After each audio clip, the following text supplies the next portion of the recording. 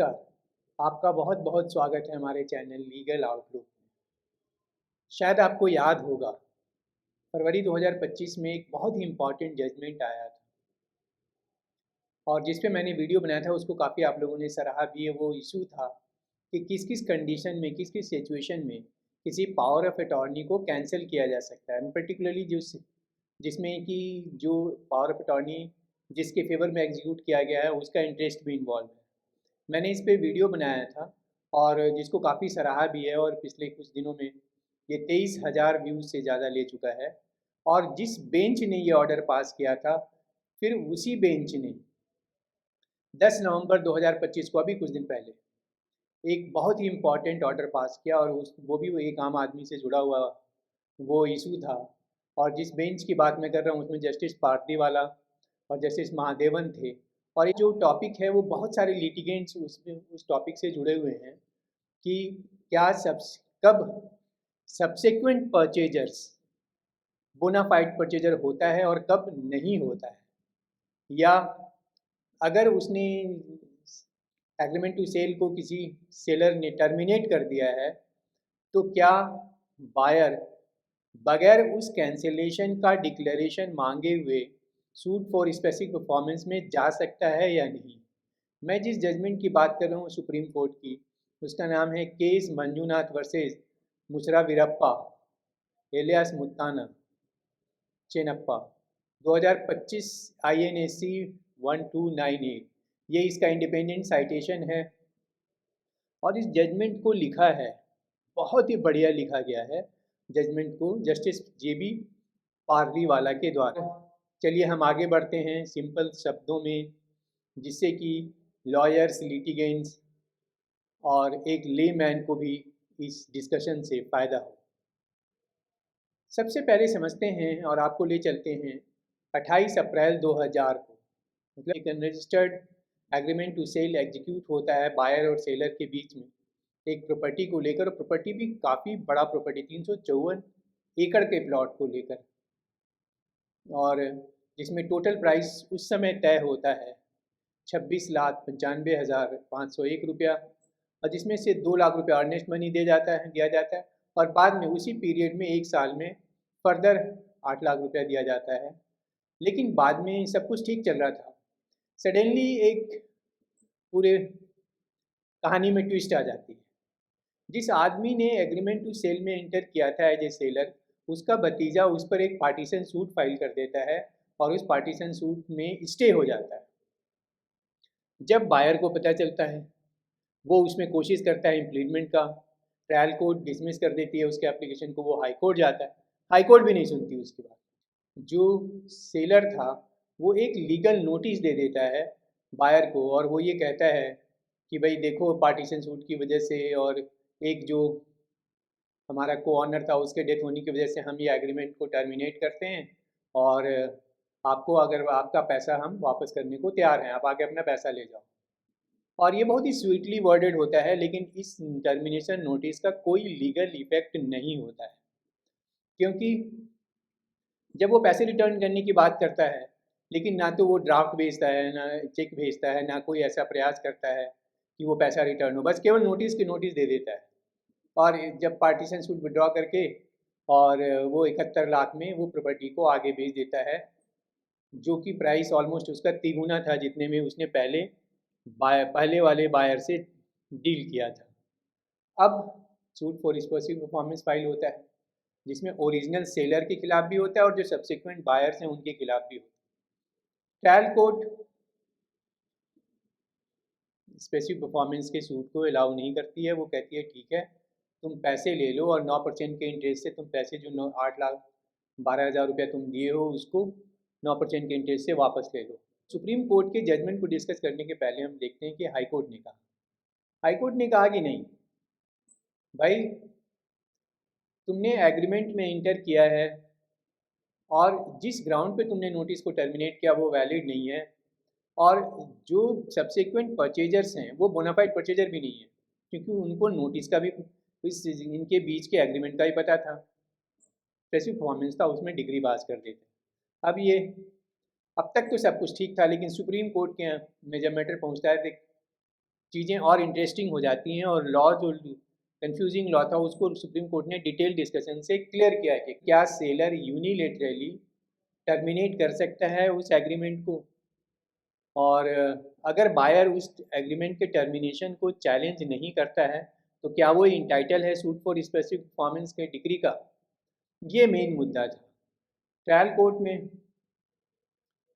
इस मुद्दे को आर्ग्यू नहीं किया गया था कि भाई बगैर टर्मिनेशन नोटिस का डिक्लेरेशन मांगे और इसकी suit for specific performance maintainable नहीं है। तो ट्रायल कोर्ट में ना कोई इशू फ्रेम हुआ था, ना इस आर्गूमेंट को भी रेज नहीं किया गया था।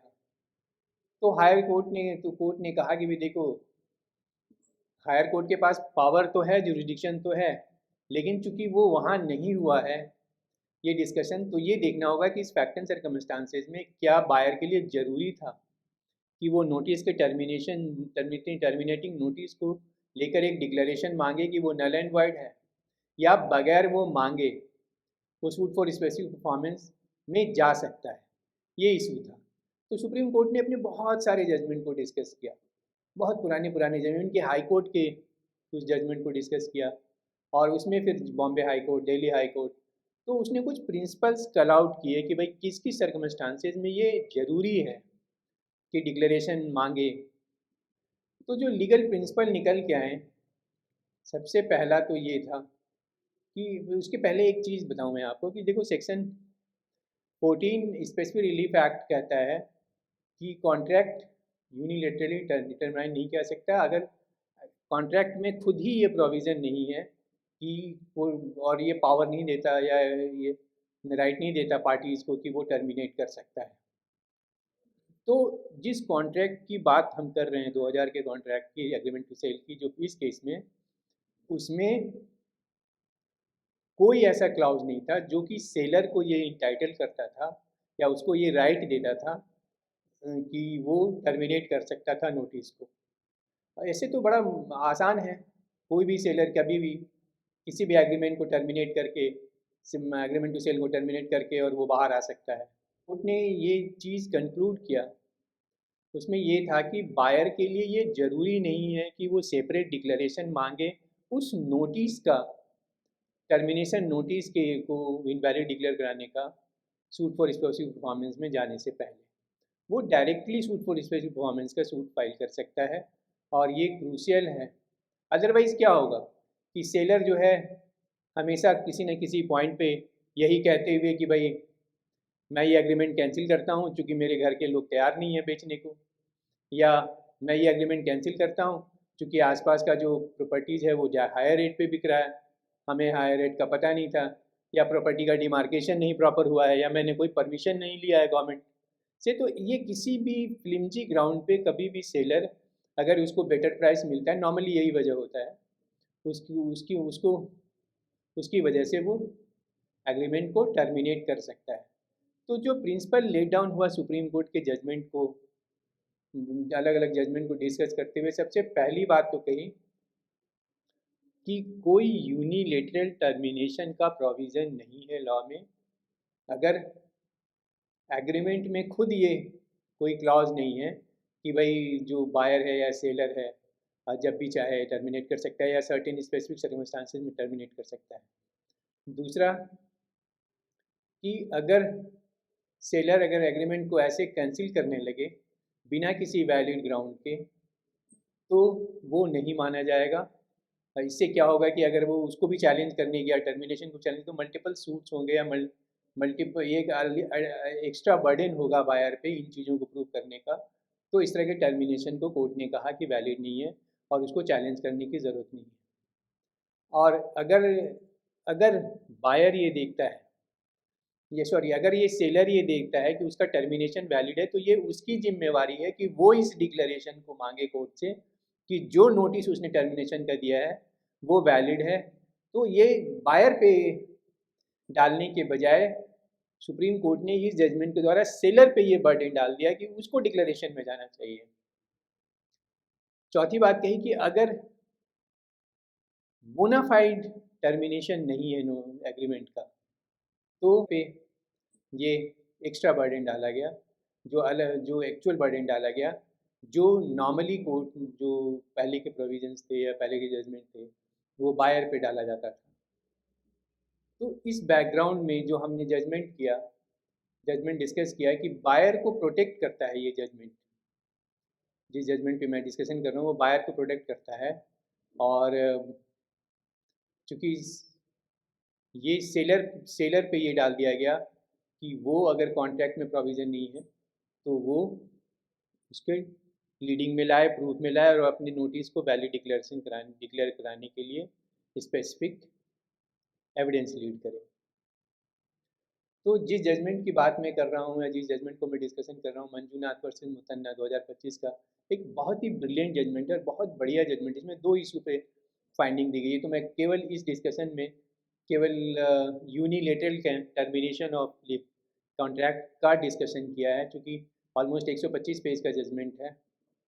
दूसरे पार्ट में मैं डिस्कस करूँगा कि सुप्रीम कोर्ट ने क्यों कहा कि जो सब्सिक्वेंट परचेजर्स थे वो बोनाफाइड परचेजर नहीं थे।